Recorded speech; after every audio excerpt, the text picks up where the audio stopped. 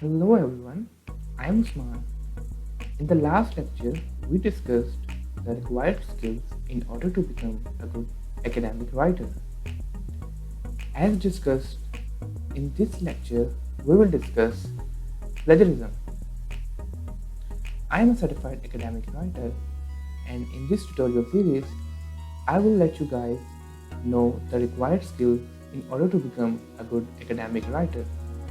Not only we will discuss the skills, but I will also help you to become a good academic writer. What is plagiarism? Plagiarism is basically an activity of copying someone else's work without acknowledging him as a source. I will give you guys an example. For instance, let us say you have been given an assignment on how to become a good writer. You just search Google how to become a good writer. The easiest way for you will be to simply copy this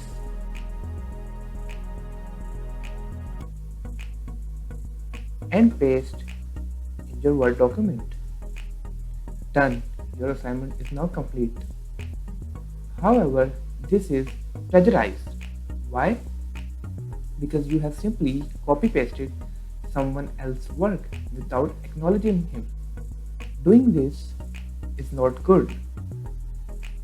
It is considered as a crime in education.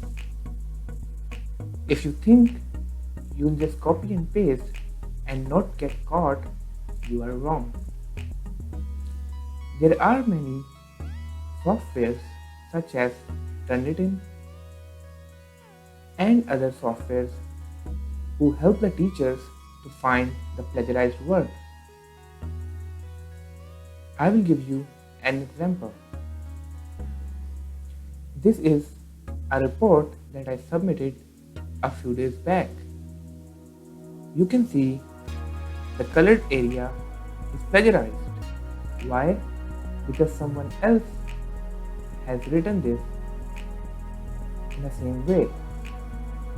You can see here the report is clear. There is no as such colored because all of this is my own work. However, if we go further down, we can see the question number 14. This line has been marked pink. This line has been marked red. You can see a number of lines are highlighted. Why? Because somewhere in the internet the same wording has been used by someone else. As I didn't change the wording, therefore my work is plagiarized. Turnitin software is so much good that it even tells from where the data has been copied. The lines that were underlined were submitted to this university. The pink were submitted to this. The purple, blue, green, and so on. So what you have to do in order to tackle plagiarism?